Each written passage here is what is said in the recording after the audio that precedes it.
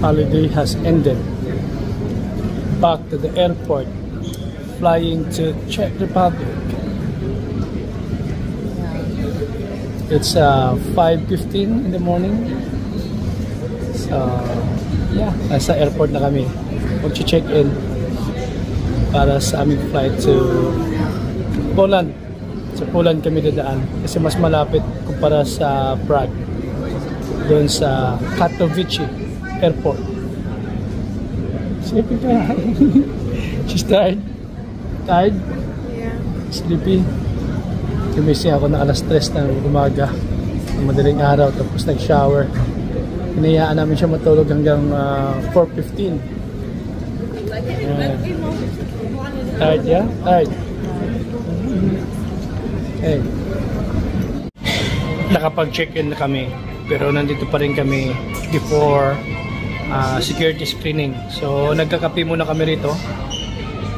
Kasi masyado pang maaga. Mas maganda yung mas maaga. At least hindi ka rush. Diba? Nakakapag-relax ka. Nakakapag-kape-kape ka dito sa loob ng airport.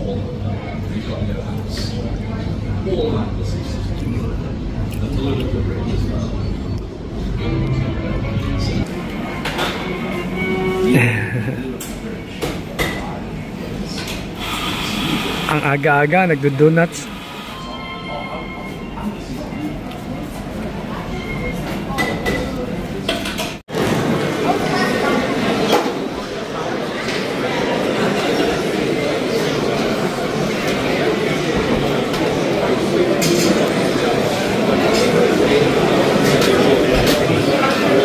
Nasa loob na kami ng check-in area after ng security dito sa lounge sa loob ng airport.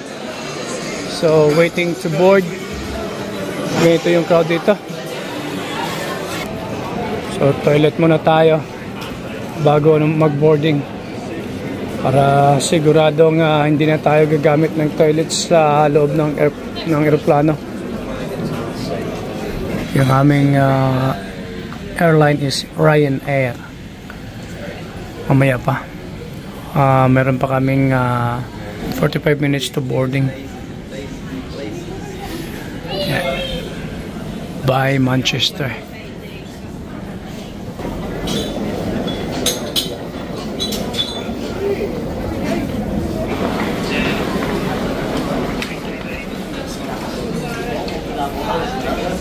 Want something to eat? No. No? How about you, Pinkay? There's still a pastry in the bag. You don't like it?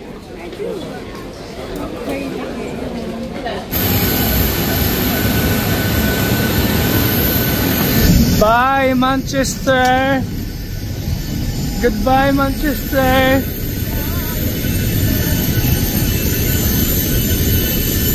Are you sad? Yeah. A little bit. You sad? Are you sad? No. No? I'm a bit excited to go back to Czech. Yeah. So yeah, that's it.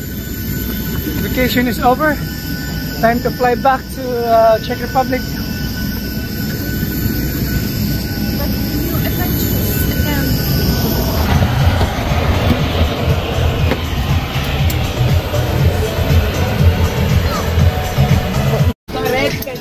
So 21E.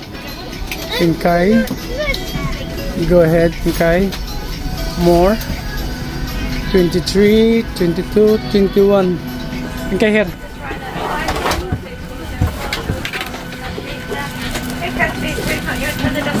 Oh, you're back. We're going back. We're going back. You're traveling on the Boeing 737 aircraft. We will come out quickly as possible and the other kids can see a children. Baba, Manchester. Bye, Manchester. We can't now shoot the plane anymore.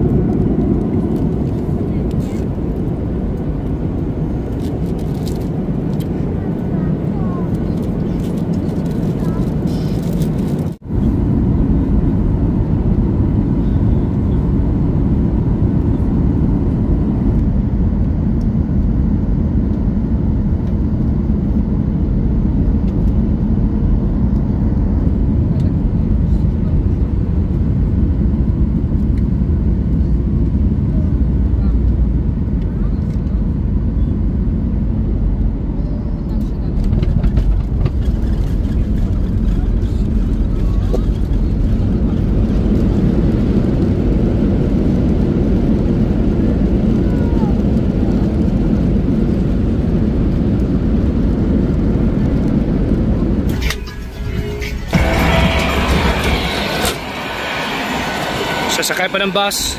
Darling, sasakay pa tayo ng bus papunta ng airport. Terminal. Daming pasahero. Okay, darling, you have to find the all passport. All passport.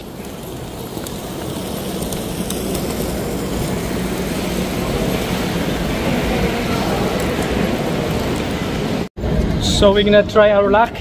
Supposed to be our bus is 4 o'clock. Pero may bus na 12:40. 12:10 pa lang. So subukan namin i-cancel yung unang ticket namin.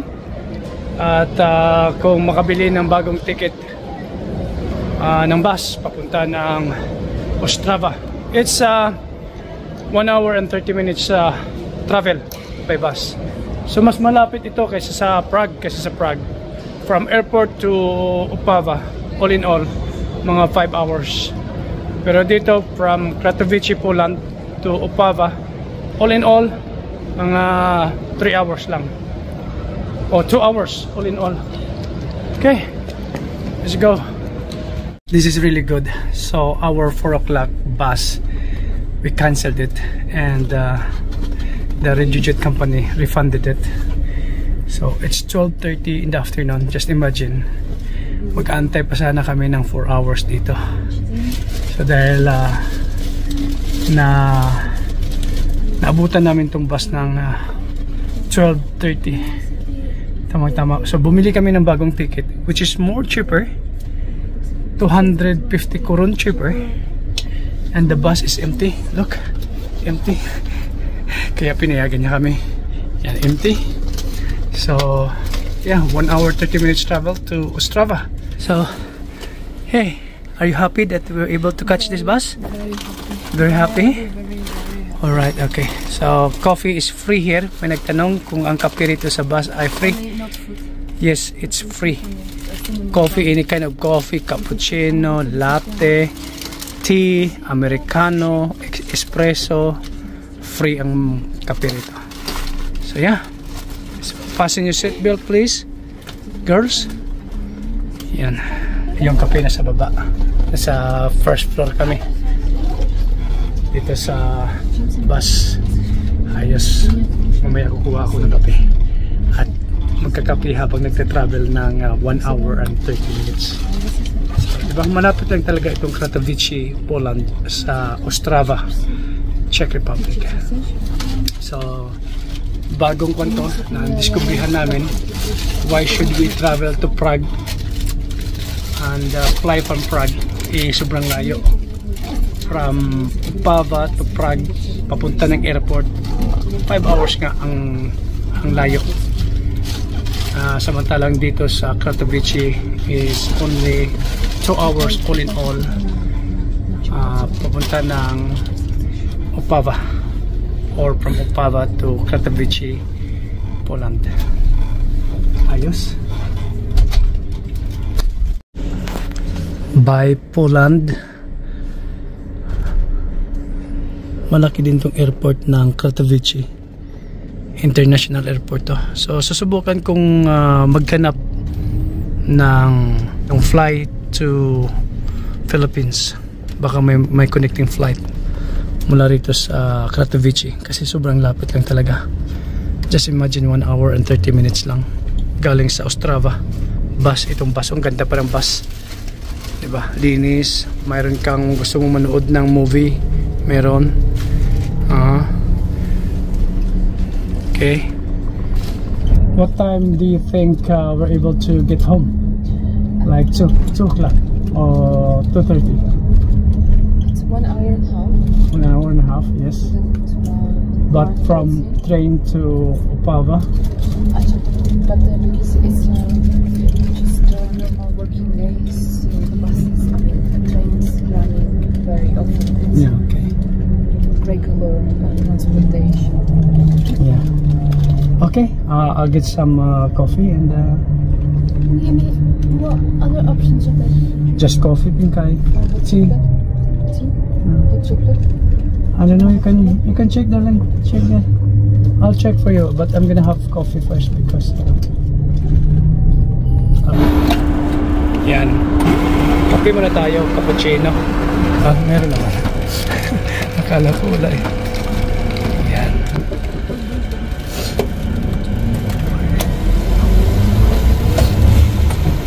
So, dito rito sa baba. Nandun kami sa taas.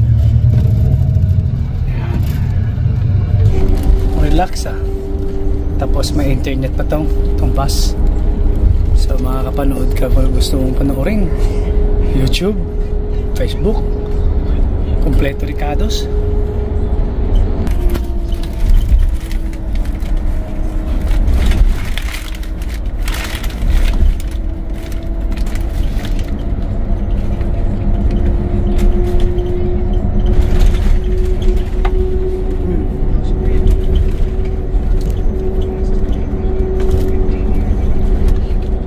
Same like in Philippines.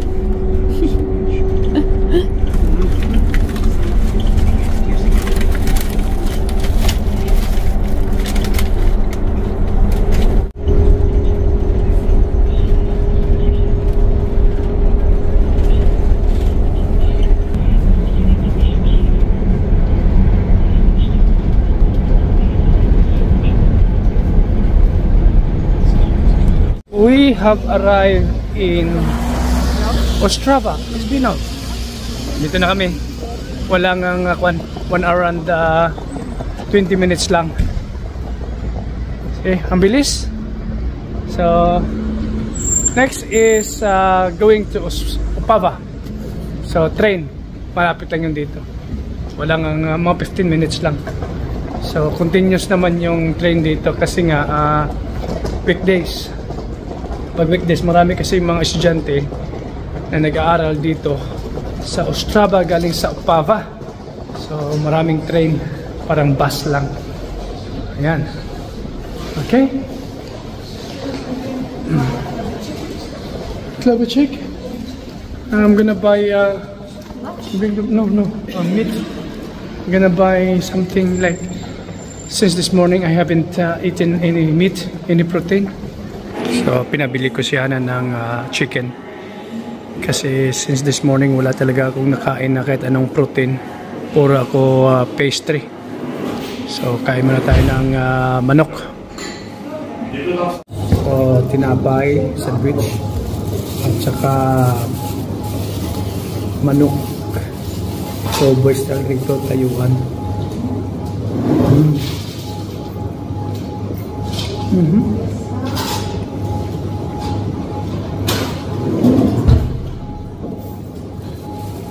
Breaded chicken to eh.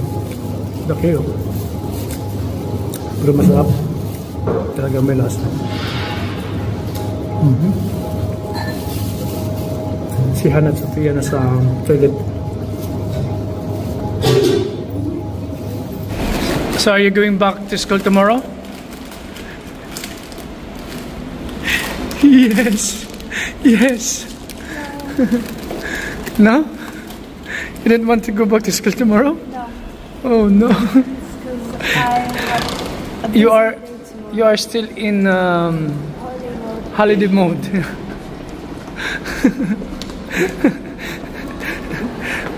That's okay.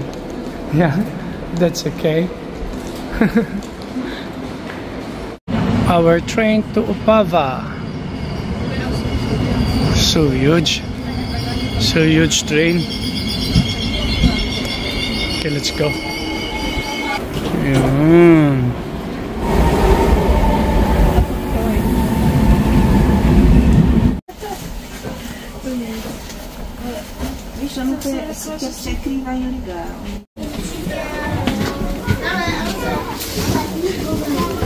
Okay, watch your steps here.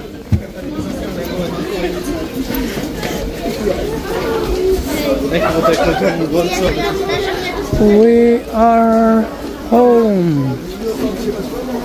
Yes. Huh? What time is the bus?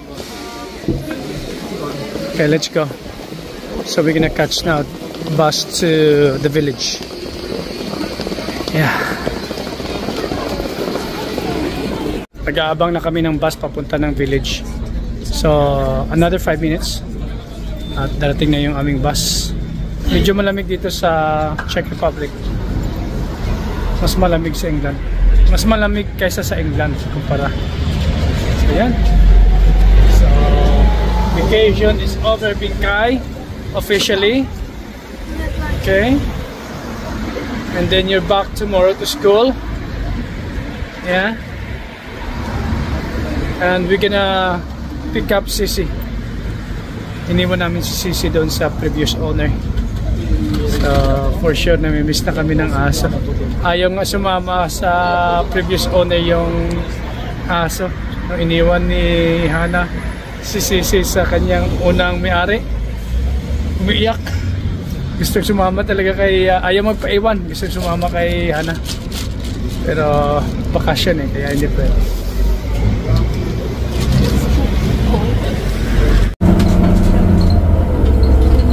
Home. We are home.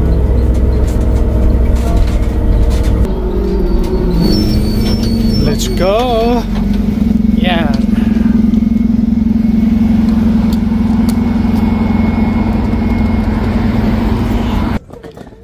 Dito na kami sa village.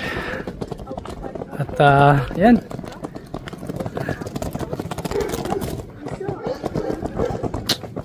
Tapos na ang 5 araw na bakasyon. Back to normal. Si Hana back to work. Si Sofia back to school. Si Japit back to garden. Si Japit boy is back to garden. Yan.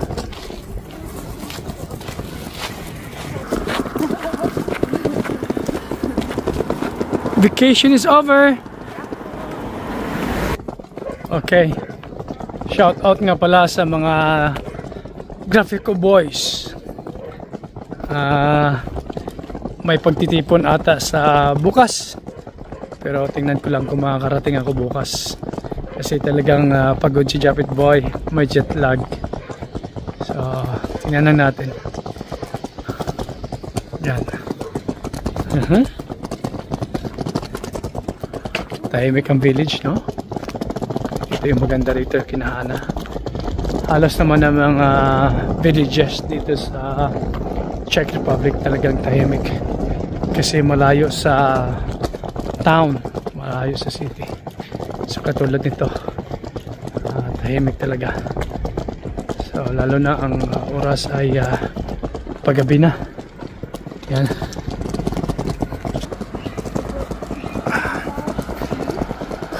Hi. Namiss ko yung aso namin. Namiss ko si Sisi. Tingnan natin. Darling, are we able to pick up Sisi? Yes. Today? Yes. Okay, well, after this, we're going straight to Sisi? Yes. Yes. Okay, pick upin din namin si Sisi. So, yan. Nakakamiss yun. Yung attachment ka na sa isang alaga mo. Nakakamiss din. So, tahimik dito. Back to reality. Woo. So, are you going back to work tomorrow? Yeah. On Sophia's school. And about me? What about you? Going back to work? Yeah, I'm going back to the garden. I think the garden needs mowing. Yeah. Yeah? Yeah. Okay. That will come right now. And then, okay. So, that's all for today, folks. Thank you. And see you next time, okay? Nandito na kami sa bahay ni Hana. Tanaw ko na yung bahay ni Hana. Ang alam nila talaga mamayang gabi pa kami darating. Pero advance kami ng 4 hours. Gawa nga nahabol namin yung bus sa doon sa Katowice, Poland. Okay.